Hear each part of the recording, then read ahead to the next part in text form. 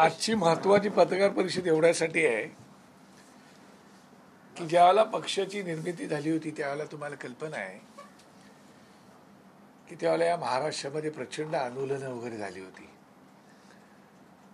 आणि ते आंदोलनं करताना साहेबांची ज्या वेळेला भाषणं व्हायची त्यावेळेला भाषणांमध्ये साहेबांची भूमिका आल्यानंतर ती भूमिका मीडियाच्या माध्यमातून अख्ख्या संपूर्ण भारतामध्ये जायची आणि ती भूमिका जात असताना काही वेळेला ती भूमिका तोडून मोडून भूमिका जायची आणि त्याच्यामुळे इतर राज्यांमधल्या लोकांमध्ये साहेबांविषयी माझ्या पक्षाविषयी प्रचंड एक वेगळ्या प्रकारची भावना निर्माण व्हायची आणि म्हणून त्या ठिकाणी असणारे बरेचसे जे काही वकील मंडळी होती पत्रकार मंडळी होती किंवा तिकडे राहणारे लोक होते अख्ख्या संपूर्ण देशातली या सगळ्या मंडळींनी त्यावेळेला असं वातावरण निर्माण केलं होतं की आम्ही जणू काही नॉर्थ इंडियन जे आहेत उत्तर भारतीय लोक जे आहोत त्यांच्या प्रचंड विरोधातली लोक आहोत आम्ही त्यांना मुंबईमध्ये खूप मारझोड करतो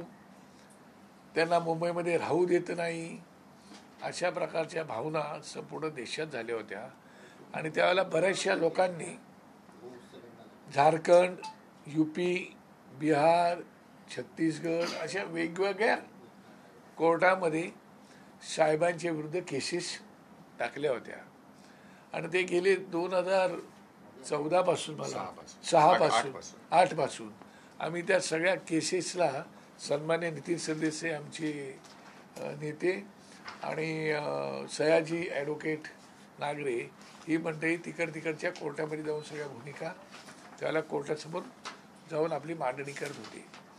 नांदगावकर साहेब मागे जेव्हा अयोध्याला जाणार होते राज ठाकरे तेव्हा विरोध केला होता बृजभूषण सिंह यांनी त्यानंतर दौरा पण रद्द झाला आता ते महाराष्ट्रात येत आहेत. आपल्याला कल्पना असेल की महाराष्ट्राची संस्कृती खास करून आपली संस्कृती अतिथी देवो भव अशा प्रकारची आपली संस्कृती आहे आणि त्याच्यामुळे जर कोण ह्या ठिकाणी येत असेल आणि त्याला जर काही कार्यक्रम असतील तर त्यांना विरोध करायचं आमचं काही कारण नाही आणि साहेबांनी स्पष्टपणे ती भूमिका घेतलेली आहे तशी की कोणी त्या विषयावरती बोलायचं नाही त्याच्यामुळे ते अतिथी देवो भव आहे काही अडचण नाही. तरी पण त्याच्या पुढे मी सांगतो बृजभूषण साहेबांच्या मनामध्ये जर काही शंका कुशंका असतील समज गैरसमज असतील राज ठाकरेंच्या एकंदरीत जी काय भूमिका आहे त्याच्याविषयी तर ते आता आणायचे मुंबईला आलेले आहेत तर त्यांनी येऊन राज ठाकरेंना भेटावं आणि आपलं मन जे काय मनातले प्रश्न तेही समजून घ्यावेत आमची काय अडचण आहे त्याच्याविषयी. नाही निमंत्रण देण्याचा इथं विषय येत नाही.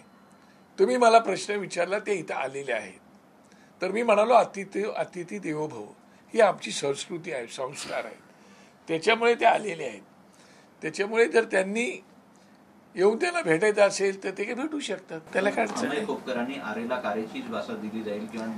ते ठीक आहे. आता काय अमय खोपकर एक आमचे युनिटचे नेते आहेत त्यांनी त्यांची जी भावना आहे ती त्या ठिकाणी भावना सांगितलेली आहे पण ही आता पार्टी पॉलिसीची भावना मी बोलतोय आलं का लक्षामध्ये आणि त्याच्यामुळे आम्हाला अडचण काहीच वाटत नाही. नांदगावकरचा एकीकडे खरं तर हा मुंबईचा विषय होता विशेषतः महाराष्ट्रातल्या मुंबईसारख्या शहरांचा जिथे उत्तर भारतीय मोठ्या प्रमाणावर परंतु आज महाराष्ट्रामध्ये आणखी एक प्रश्न मोठ्या प्रमाणावर चिघळतोय तो म्हणजे सीमावादाला घेऊन प्रचंड मोठ्या प्रमाणावर सध्या तर्कवितर्क म्हणावा आरोप प्रत्यारोप म्हणा हे मोठ्या प्रमाणावर होताना दिसत आहे. आपली काय प्रतिक्रिया कारण रोज काहीतरी त्या संदर्भातली वक्तव्य होत आहेत. एकीकडे कर्नाटक म्हणते की आमची बाजू सर्वोच्च न्यायालयात भक्कम आहे दुसरीकडे महाराष्ट्र म्हणते आमची बाजू भक्कम आहे पण तो रोज वादविवाद होत आहेत. जाणीवपूर्वक हा वाद उकरून काढण्यात आलाय का? मला असं वाटतं की या बाबतीमध्ये राजसाहेबांनी आपली भूमिका अत्यंत स्पष्टपणे आज नाही पूर्वी केली होती आणि अशा प्रकारच्या निवडणुकीच्या तोंडावरती कर्नाटकच्या मुख्यमंत्र्यांनी बेलगामपणे बेताल वक्तव्य करणं हे चुकीचं आहे.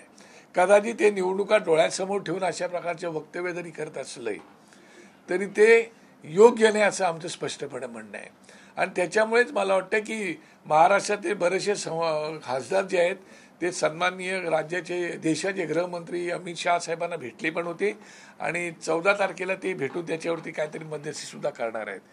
पण ज्यावेळेला आपण संविधानिक एखाद्या वरिष्ठ पदावरती बसतो त्यावेळेला आपल्याला स्वतःलाही भान असलं पाहिजेत की आपण नेमकं काय बोलतोय. ज्याप्रमाणे बेळगाव वगैरे आमचा भाग जो आहे मराठी भाषिकांचा त्या तिकडे आहे, तसे काही कन्नड बांधव पण आमच्या इकडे आहेत. आम्ही कन्नड बांधवांविषयी अशी कधी भूमिका घेतली नाही, पण त्यांची सदैव भूमिका तीच आहे. त्यावेळेला जो भुजबळ साहेब असा लढा दिला त्यावेळेला आम्ही तिकडे गेलो होतो, त्यामुळे आम्हाला अनुभव तो आलेला आहे. आणि त्याच्यामुळे अशा प्रकारचं वक्तव्य करणं चुकीचं आहे. आणि साहेबांनी स्पष्ट भूमिका घेतलेली आहे की तुम्ही ज्या राज्यामध्ये राहता त्या राज्याच्या भाषेशी, त्या राज्याच्या मातीशी तुम्हाला एकरूप होणं गरजेचं आहे. ही त्यांची भूमिका अत्यंत स्पष्टपणे आहे आणि ती व्हायला, आणि ती भूमिका चुकीची असं मला वाटत नाही. आणि ते तिकडची लोकही येऊन साहेबांना भेटून गेली, त्यावेळेला मलाही भेटली, आम्ही सगळेच होतो. त्यावेळेला त्यांनी त्यांना स्पष्टपणे तशा प्रकारचं सांगितलेलं आहे. पण जाणून बुजून आता कर्नाटकचे मुख्यमंत्री ही भडकाऊ जे काही बोलत आहेत ते अत्यंत चुकीचं आहे आणि ते महाराष्ट्र सहन करू शकणार नाही. तसाच वेळ आला तर त्याच्या विरोधात आम्हाला वेगळं आणि उग्र असं आंदोलन करावं लागेल, याची जाणीव त्यांनी ठेवावी. 17 तारखेला एकंदरीत विरोधी पक्ष जो आहे संपूर्ण भाग तो आंदोलनाला उतरणार आहे. हे केलंय त्यात मनसे कुठेतरी असेल का? कारण की वेळोवेळी शिवाजी महाराज नंतर आंबेडकर यांवर आक्षेप वक्तव्य, अपवादकारक वक्तव्य शब्द वापरले जातात. मला असं वाटतं छत्रपती शिवाजी महाराज ही आमची अस्मिता आहे आणि आमच्या साहेबांचं शिवाजी महाराजांबद्दल असणारं जे काही प्रेम आहे ते तुम्हाला कल्पना आहे. परंतु त्यांनी आंदोलन घेतलंय म्हणून आम्ही त्या आंदोलनाला जायला पाहिजे असं काही नाही. आणि ह्याचा फायनल निर्णय पक्षप्रमुखच घेतील आणि आम्हाला जर काय करायचं तर आम्ही स्वतःही करू. पण छत्रपतींच्या कुठल्याही गोष्टीच्या बद्दल तडजोड स्वीकारली जाणार नाही. ते राज्यपाल असोत, मंत्री असोत, मुख्यमंत्री असोत किंवा आणखीन कोणते वरिष्ठ नेते असोत, आमच्या अस्मितेला कोणीही हात लावू शकत नाही, टच करू शकत नाही, बोलू शकत नाही. मग त्याला जशाच तसं उत्तर दिलं जाईल. नांदगांव सर, एक सवाल है, महाराष्ट्र सरकार लव जिहाद और धर्मांतर पर कानून बनाने जा रही है, तो ऐसे में एमएनएस का इस पर क्या रवैया है और क्या सुझाव होगा? नहीं, मुझे ऐसा लगता है कि कोई गलत बात नहीं है. आपके धर्म के प्रचार के लिए, प्रसार के लिए आप किसी का भी बलि देंगे तो ये ठीक नहीं है. आपके सामने अभी देखिए, आप जैसा आफ्ताब जैसा भी मुद्दा आ गया उस श्रद्धा का, ये गलत है. तो लव जिहाद जैसा कानून बिल्कुल देश में ही होना चाहिए, उसमें कोई कॉम्प्रोमाइज नहीं. जैसे हमने कहा है, साहब ने मांग की थी कि सिविल कोड आना चाहिए, यूनिफॉर्म सिविल कोड वो आना चाहिए, वैसा है वो. लव जिहाद के बारे में कोई कॉम्प्रोमाइज ही नहीं हो सकती, तड़जोड़ ही नहीं हो सकती. कानून बनाना चाहिए. अगर कानून बनाएंगे तो हम उसका स्वागत करेंगे.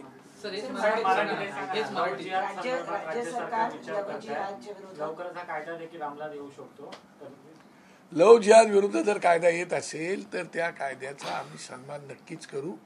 कारण केवळ हा कुठल्या धर्माच्या विरोधातला कायदा नाही. कोणत्या धर्माने कोणत्या धर्मामध्ये इंटरफेअर करायला नाही पाहिजेत. आणि अशा प्रकारची जबरदस्ती, जोर जबरदस्ती, छळवणूक, हत्या या घडता कामा नयेत. आणि त्याच्यावरती पाबंदी म्हणजे त्याच्यावरती बंदी आणणं गरजेचं आहे. त्याची भीती वाटली पाहिजे आणि भीती वाटणाराच कायदा या राज्यामध्ये आला पाहिजे. तो एवढा कडक कायदा पाहिजे कि कोणाच्या मनात सुद्धा प्रश्न उपस्थित नहीं झाला पाहिजे. अभी मंगल प्रभात लोढ़ा ने जस्ट अभी बयान दिया है कि आने वाले 7 दिनों के भीतर लव जिहाद और अंतरजातीय जितने भी विवाह होते थे महाराष्ट्र में, इसमें विशेष करके 10 लोगों की एक कमेटी गठित की गई है और एक कमेटी इस पूरे मामले को लेकर अपनी एक रिपोर्ट पेश करेगी सरकार को. उसके बाद इस तरह के कानून है पे उत्तर प्रदेश की तर्ज पर एक कानून बनाया जाएगा. अभी क्या है कि वो राज्य के मंत्री है और कोई भी अगर कानून बनाना होता है तो उसके पहले कुछ सोच विचार करना पड़ता है और सोच विचार करने के बाद ही वो कानून बनता है. उसमें विचारों का आदान प्रदान होता है और उसके बाद ही कानून बनता है. तो उन्होंने इसलिए वो 10 लोगों की कमेटी बनाई है. तो मुझे लगता है कि इतना बड़ा कायदा जब बनाना है, वो उत्तर प्रदेश की धरती पे हो या और कुछ, तो उसके ऊपर आदान प्रदान विचारों का होना चाहिए और कोई भी उसमें त्रुटि बिना रहे वो कानून आना चाहिए. नांदगांवकर साहब, आपने कहा कि यूनिफॉर्म सिविल कोड ये भी कानून बनना चाहिए ऑलरेडी उत्तराखंड और गोवा में इस तरह का 2 राज्यों में लागू है, महाराष्ट्र में भी हिंदुत्ववादी सरकार है, उनको लागू करना चाहिए, ये आपकी सत्र में मांग रहे हैं?